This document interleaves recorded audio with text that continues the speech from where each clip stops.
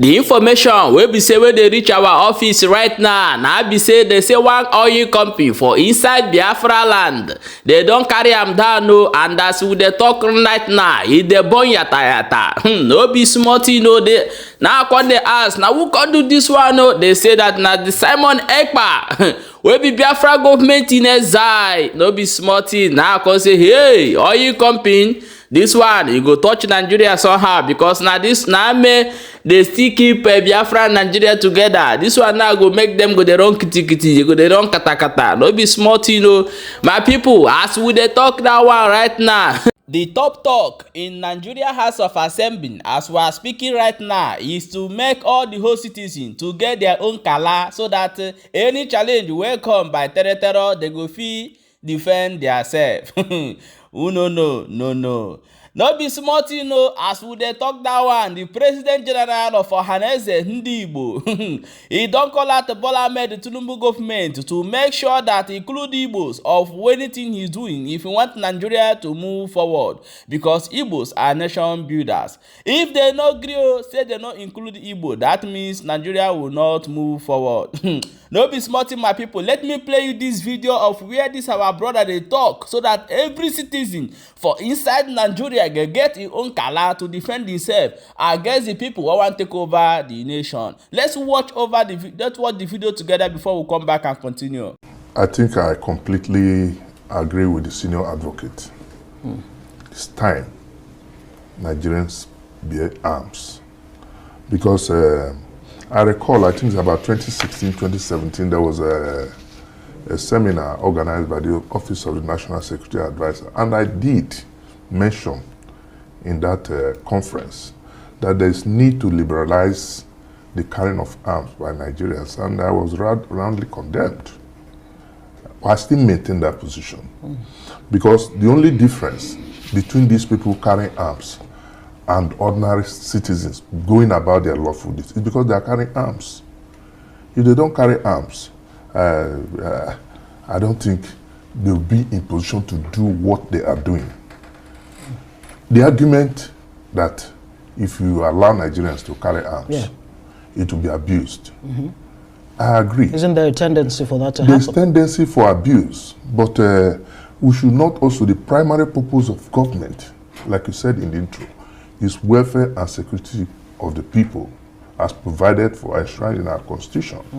But where daily, especially in a Benue, in Plateau, hundreds of people are killed, no account is given, I don't think it's proper. That brings me to the, as I was invited this evening, I was going through some of the papers. It will shock you that a Swiss-based non-profit organization in its research, in 2020, I'm talking of 2020, we're in 2024 now, disclosed that we have 6.1 million illegal arms with civilians in Nigeria. In Nigeria alone. Not necessarily in the hands of criminals and bandits, in the hands of civilians. But civilians in Nigeria. In Nigeria. 6.1 million. Added to that, the report that about 70% of illegal arms actually in Nigeria, that's in the West Africa. So it goes further again to tell you that out of every 100 Nigerians, 3 are armed. So where are the people? That is very dangerous. It is. It is. Yeah, my people, also watch this video where that the President General for N0w sent a clear message to Bola Ahmed Tinubu and make him to understand the effort that Igbos have so far made in Nigeria, that excluding them in some things where they do for inside Nigeria no go move forward. Let's watch the video together before we come back and proceed. One thing is clear. In 1914, when Lugard amalgamated Nigeria, Nigeria have got ethnic nationalities, people with different culture, people with different language, people with different religion. They were not the same. It was clear to us at that time that the survival of Nigeria will depend on our ability to manage our differences, to manage all these differences we have. And of course, our forebears before independence were able to manage it. the military intervention in 1966 was absolutely very unfortunate. It was the saddest thing that ever happened to Nigeria. Unfortunately, that is blamed on Igbos. But there was no reason for Igbos to topple that government, but it was blamed on us. Now, that particular government, before independence, they had a constitution, a true federal constitution, a constitution that could actually apply and try and bring without a lot of strain to a people who have diverse background like Nigeria. We had a true federal constitution in 1960, 1963, and that worked for us. Later on, they changed to a unitary constitution, which is not right. Now, that is why we, in Igbo land, we are saying, please, let us have a true federal constitution. What we are operating today is a unitary government. It doesn't work for a people who have diverse background. Take many countries. If you go to a place like Britain, you have Scotland, you have Wales, you have England, they have a constitution that binds them together and is working for them. It's not a unitary government. If you go to America even, America, we are supposed to be following the American Constitution. But what they have is not a unitary government.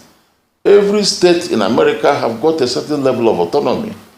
Now, I believe that I believe that the government of Bola Ahmed Tinubu should take steps to see if we can actualize this restructuring of Nigeria. Without a proper restructuring, Nigeria will continue to have problems. There is no way this country can survive. Today, everybody is talking of presidency. In a restructured Nigeria, the presidency will not attract so much attention as it does today. Because today, every power is vested on the president. As I said last time, for example, a child who is born in South or Southeast in the past 30 to 40 years have not even seen a train before. He doesn't know what it's all about. But we have borrowed money, and the whole money we borrowed was invested in railway line from Western Nigeria to Northwest. So these are some of the problems, because the people in power, the person in power, the people Southeast was not in power, South was not in power. You know, these are some of the problems we have. Now, coming specifically to one of Igbos, our own is very serious. It's very, very serious. We feel very sad about what is happening to us. When we came together as one country, Lagos became a capital. Naturally, in every country in the world, people all work together to develop their capital. The moment in 1914, once Lagos was made the capital of Nigeria, it was the duty of all Nigerians to come together to develop our capital. Our capital, Lagos, became the pride of our country. Igbos came in and participated. I must tell you, Igbos, by nature, once they say they are with you, they are with you. They are people who, when they make a commitment, they keep to it. Igbos they did a lot to develop the place. We are not saying that Igbos built Lagos alone. No, they couldn't have built Lagos alone. We didn't say that there were no other inhabitants. There were.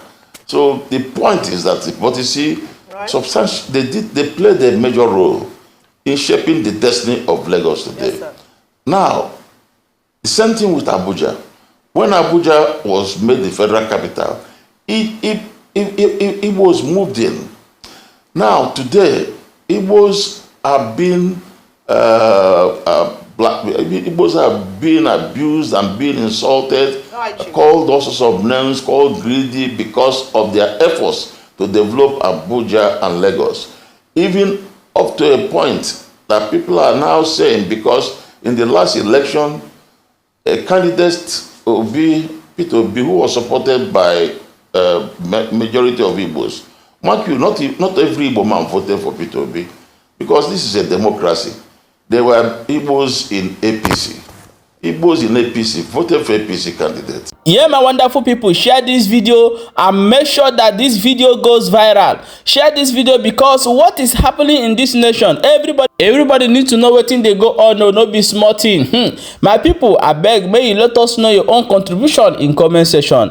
But I have a word wey I wan tell the Ohaneze ndị Igbo, sir. Without due respect, the Igbos or the Biafras right now is not seeking to be more Nigerians anymore. What we are saying is call for referendum, a totally referendum, so that the people will decide their fate for inside Nigeria. So that anybody, after deciding their fate, if the majority say we want stay for inside Nigeria, fine. Then anybody will come out again and say we want Biafra, that person will face the consequences. But however, if people say we no want, they cannot stay on their own and make their own laws and government. This is what the people really want. And the people who are representing Igbos or who are working for anything concerning Southeast should be listening to their people and be working according to the will of their people, because any as the chief or governor that is not working with the will of his own people, it will always fail and be forgotten, and history will not remember that person. But when you leave a legacy by listening and working with your people and doing what your people need, a history will always remember you. Sir, this is my advice to you. Speak the mind of your own people. Speak the mind of your own people. They don't want to stay in Nigeria again. So be it. Let the federal government make arrangement for referendum so that there will be a referendum and everybody will decide in fate for inside this nation. Okay, my wonderful people, do you support of Nigeria may they carry their own color, they defend themselves? Let us know what you think for inside comment section. And as you don't hear Ramo say one oil company is on top, it the boy yata now for inside Southeast, for inside Biafra land, as we dey talk by Biafra armies. My people, no be small thing, no. Share the video and make sure say you follow this page and subscribe to our YouTube channel for more updates as it dey hot.